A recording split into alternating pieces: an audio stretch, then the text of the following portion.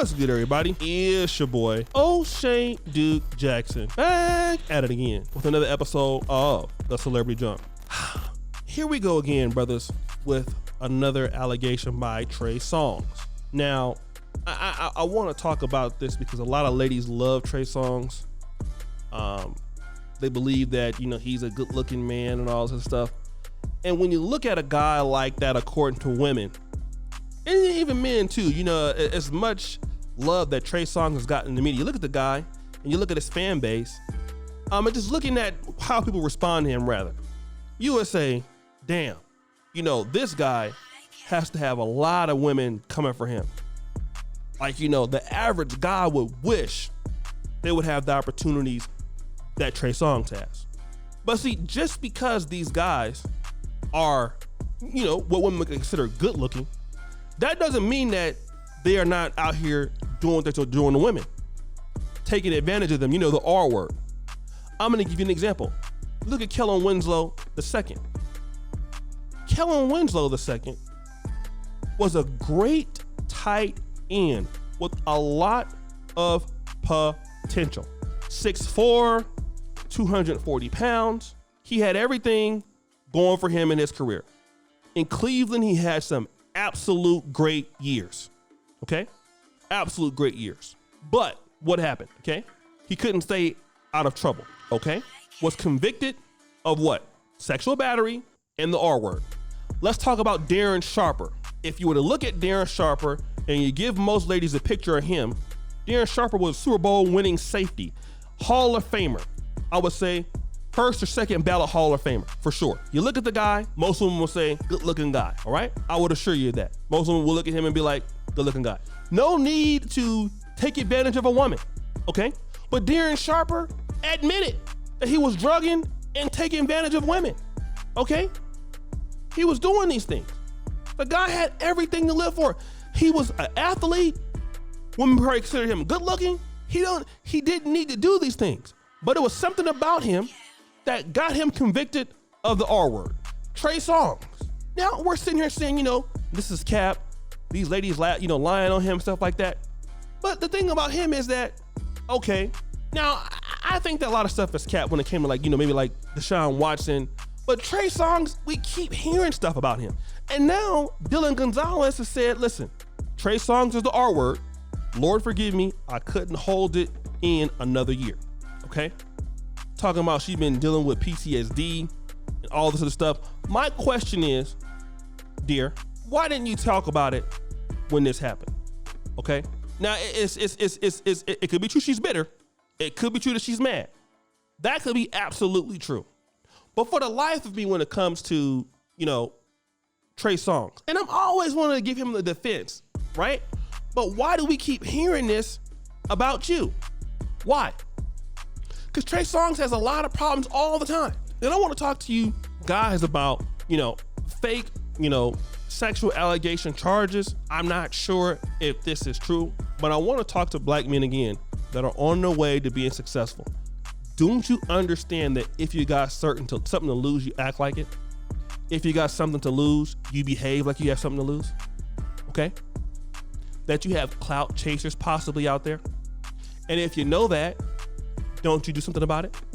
Because you don't ever hear that about Drake. You don't ever hear it about Kanye, guys who have, significantly much more wealth than he does. You don't hear this about Dr. Dre, do you? But we always hear it about Trey Songz. I'm gonna tell you why. I don't know if he's guilty or not, but I can tell you why we keep hearing about him. He's reckless, okay? He's reckless. And I believe that he thinks that he's untouchable. I think that some of y'all didn't learn from Bill Cosby and even Kobe Bryant, his situation that he had going on many years ago, his little allegation. A lot of you guys out there that are dealing with ladies, let's say, for example, you promised her a relationship and y'all went ahead and did the do and you blew her off or whatever. And then she comes out and lies and says you did this and that. I want to tell you something.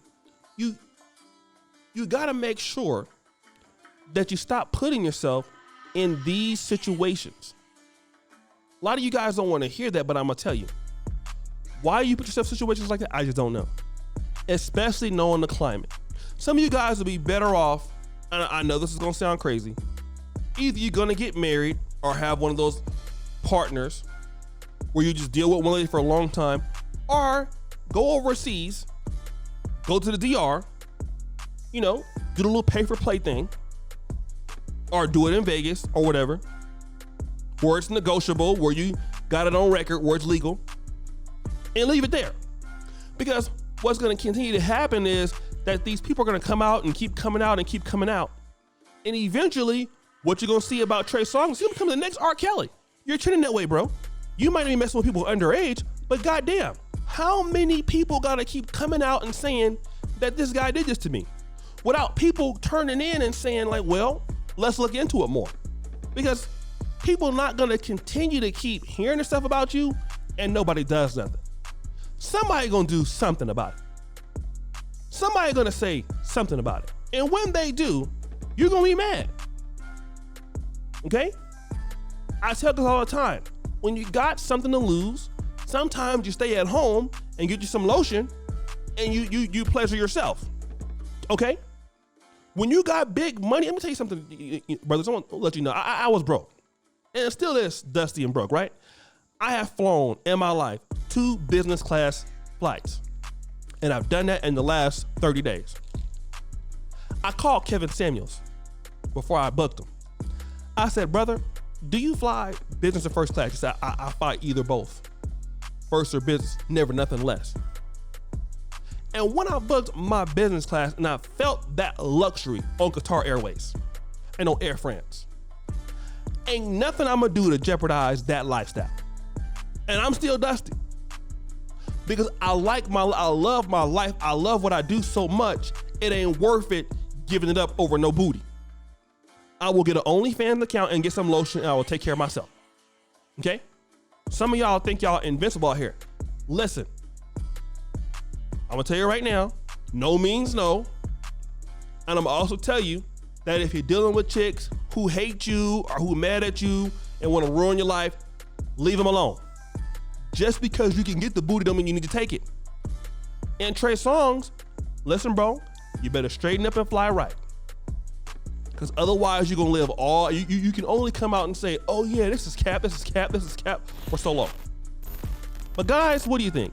It's your boy, O'Shea Duke Jackson, back at it again with another episode of The Celebrity Junk. I really appreciate you for all that you do. Subscribe, hit the bell. Check out the next one up in the top. And as you know, the buffoonery remains an all-time high. I'm out.